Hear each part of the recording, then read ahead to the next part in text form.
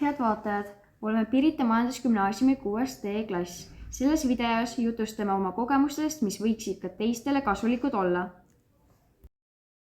Nagu ka teistes koolides, on meie koolis suur prügikast taara kogumiseks. Vaatamata sellele satub mõnikord pudeleid siiski tavalistesse prügikastidesse ning seetõttu ei jõua need tavaliselt taaraautomaati.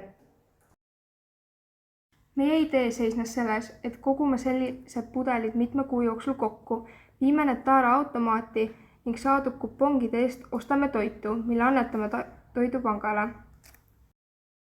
Eelmisel aastal koguti kuponge umbes 15 euro väärtuses.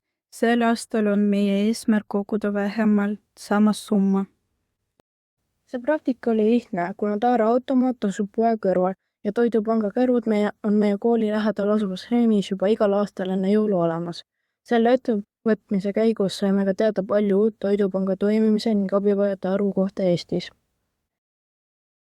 Taara sorteerimine on äärmiselt oluline keskkonna jaoks ning kui selle abil on võimalik veel kedagi abistada, on sellel tegevusel topeltväärtus.